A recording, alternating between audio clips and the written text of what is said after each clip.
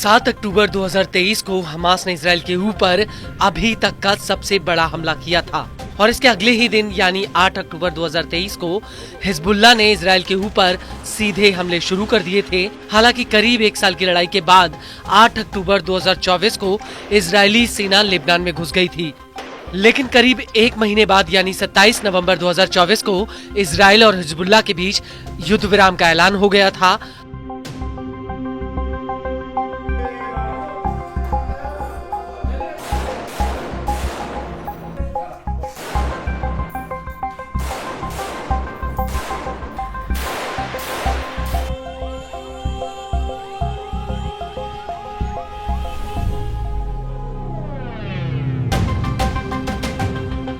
हालांकि इस युद्ध विराम में कुछ शर्तें रखी गई थीं।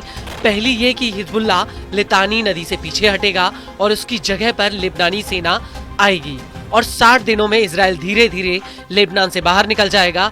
और अब ये डेडलाइन करीब आ रही है, जिसको लेकर इजराइल और हिजबुल्लाह के बीच जुबानी जंग शुरू हो गई है। दरअसल हिजबुल्लाह ने इजराइल से दो टूक कह दिया कि इजरायली सेना इस डेडलाइन के भीतर ही लेबनान से बाहर निकले।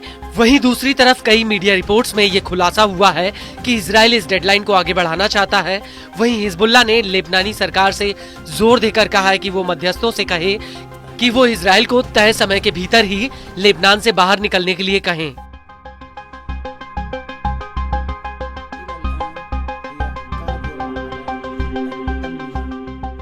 वहीं मीडिया रिपोर्ट्स के मुताबिक अमेरिका में इजराइल के राजदूत ने ट्रंप प्रशासन से मांग की है कि वो इस डेडलाइन को 1 महीने के लिए और बढ़ा दें। वहीं हिजबुल्लाह का कहना है कि अगर इजराइल तय समय से ज्यादा लेबनान में रुकता है तो यह युद्ध विराम समझौते का उल्लंघन होगा।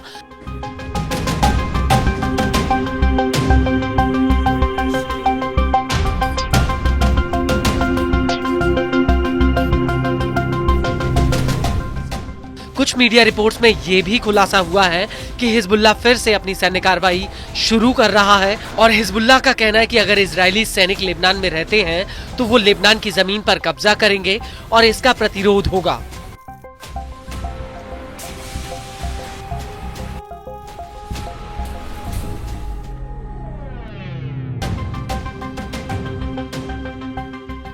इस सब के बीच आपको ये भी बता दें कि लेबनानी सरकार ने अमेरिकी मध्यस्थों को बता दिया है कि अगर इजराइल लेबनान से देरी से निकलता है तो इससे लेबनानी सेना की वहां तैनाती मुश्किल हो जाएगी और ये राजनयिक प्रयासों के लिए बहुत बड़ा झटका होगा, क्योंकि जोसेफ ऑन के लेबनान का राष्ट्रपति बनने के बाद हालात काफी शांत और आशावादी हैं।